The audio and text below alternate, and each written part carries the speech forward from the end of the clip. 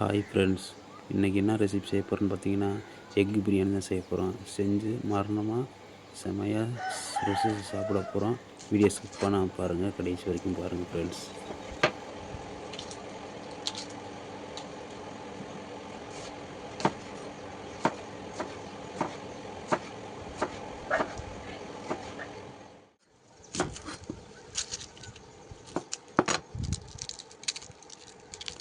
இப்போ தேவையான அளவுக்கு வெங்காயம் கட் பண்ணிக்கிட்டு இருக்கேன். இந்த அளவுக்கு நமக்கு வெங்காயம் போதும். அடுத்து நெக்ஸ்ட்டு தக்காளி இந்த அளவுக்கு பொடி பொடியாக கட் பண்ணிட்டோம் அப்படின்னா பிரியாணிக்கு வந்து கரெக்டாக இருக்கும்.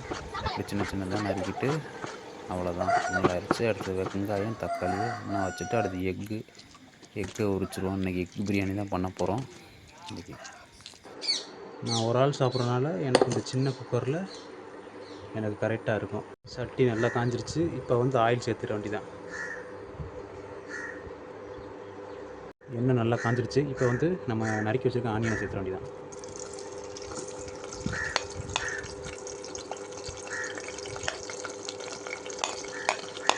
நான் பிரியாணி ஒரு ஆள் சாப்பிட்றதுனால பட்டை ஏலக்காய் இதெல்லாம் எதுவுமே சேர்க்கல. வதங்க தொட்டிக்கு அப்படியே லைட்டாக கிண்டிகிட்டே இருக்க வேண்டியதான்.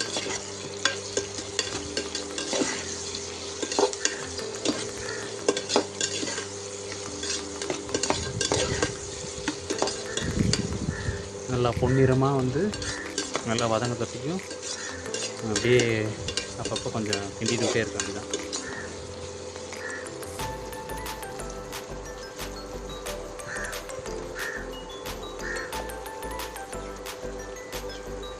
இது கூட பார்த்தீங்கன்னா புதினா கொஞ்சம் போட்டுற வேண்டியதான்.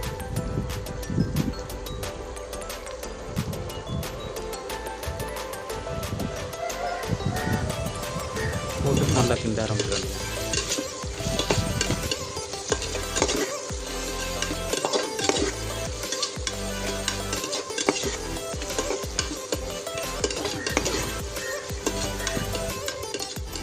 இப்போ ஃபைனலாக வதங்கிருச்சு.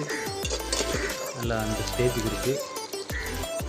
இது கூடவே தக்காளி சேர்த்துக்கலாம். இப்போ நம்ம தக்காளி சேர்த்துக்கலாம்.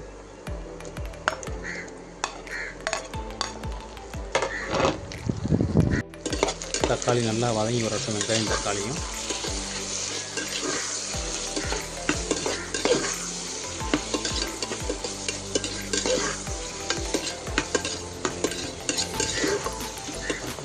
ஃபைனலாக வெங்காயம் தக்காளி பச்சை மிளகாய் எல்லாமே வதங்கிடுச்சு. பார்த்திங்கன்னா தெரியும், நல்லா வதங்கிடுச்சு. இதுக்கப்புறம் கொஞ்சம் தண்ணியை ஊற்றி ஒரு கொதிக்கிறதுக்கு நம்ம மூடி வச்சிட வேண்டியது. இது கூடவே இப்போ நம்ம இஞ்சி பூண்டு பேஸ்ட்டை போட்டுக்கலாம்.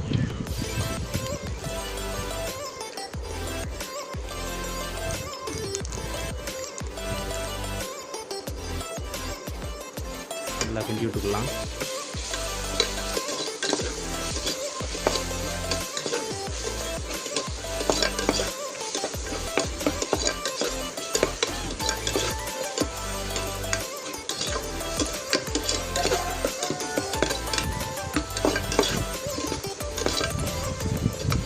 இப்போ நம்ம சிக்கன் எடுக்காதனால எக் பிரியாணி தான் செய்ய போகிறோம். அதனால் தண்ணி ஊற்றி ஒரு கொதிக்கிறதுக்கு அப்படியே மூடி வச்சிட வேண்டியதான். ஒரு விசில் வரப்பட்டீங்க அதான்.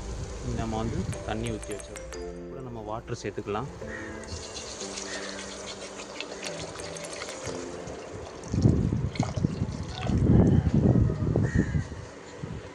தண்ணி ஒரு கொதிச்சு வந்தோடனே நம்ம அரிசியை போட்டுக்கலாம். ஒரு விசில் வர தொட்டிங்க நம்ம குக்கரை மூடி வச்சிடலாம். 15 நிமிஷம் ஆயிடுச்சு. இனி ஓப்பன் பண்ணி பார்த்துடலாம்.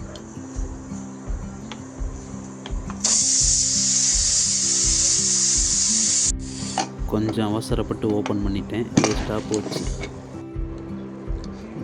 கொதிக்க ஆரம்பிச்சிருச்சு. இப்போ நம்ம ஊற வச்ச அரிசியை போட்டுடலாம்.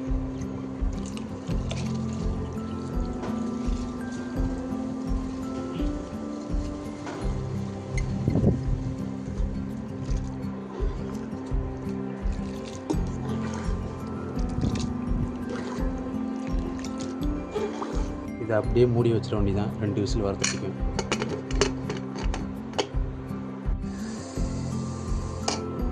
தம்மை உடச்சி பார்ப்பேன் ஃப்ரெண்ட்ஸ். பிரியாணி எப்படி வந்திருக்குன்னு எனக்கே தெரியல, டவுட்டாக தான் இருக்குது.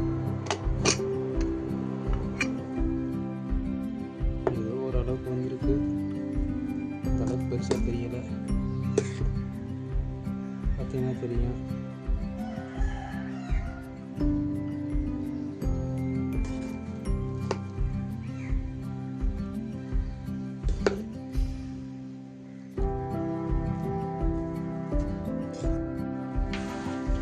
பிரியாணி தயாராகிடுச்சு. இன்னைக்கு ஒரு புளி பிடிச்சிட வேண்டியதான்.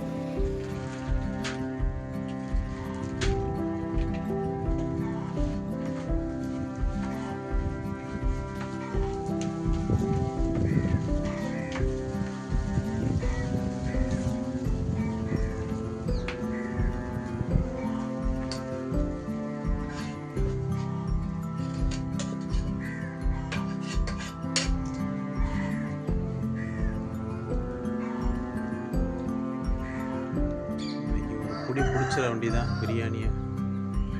சிக்கனில் தான் ஒரு வருத்தமாக இருக்குது. பரவாயில்ல, நெக்ஸ்ட் டைம் பார்த்துக்குவோம்.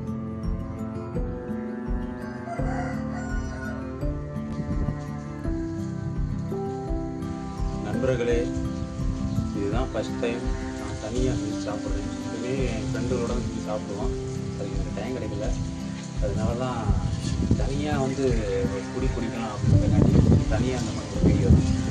வாங்க சாப்பிடலாம். எஸ்,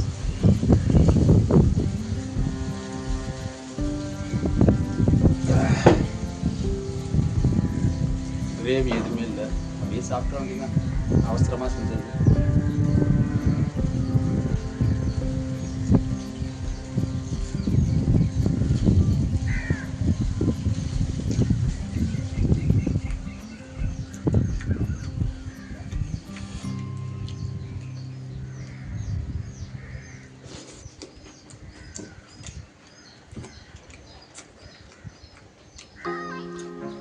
ஏதோ ஓரளவு டேஸ்ட்டாக இருக்குது.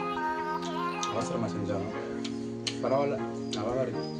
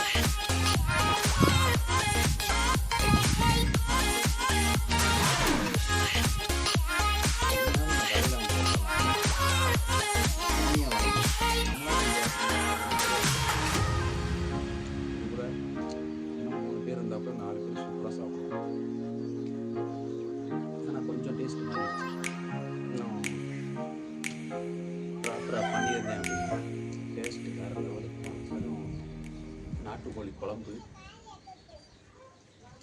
மீன் வறுவல், சிக்கன் கிரேவி, செம்ம. அது கூட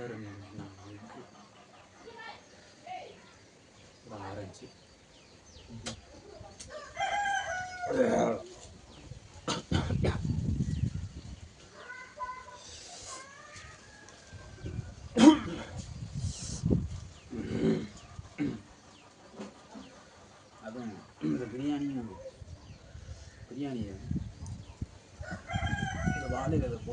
சுகமே சுகம்.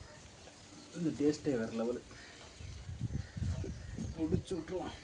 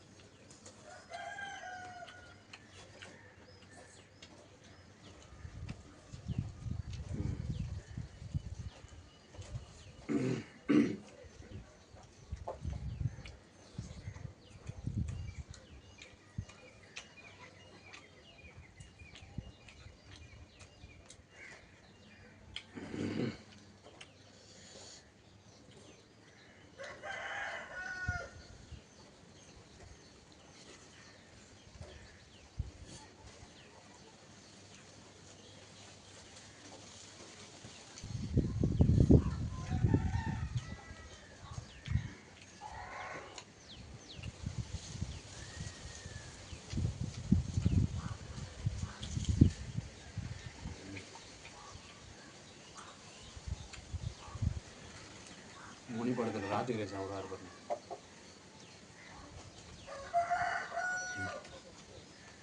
இந்த மணி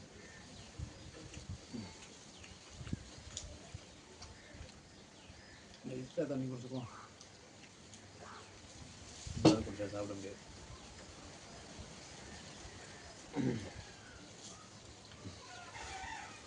இங்கே மானியாக இருக்கு.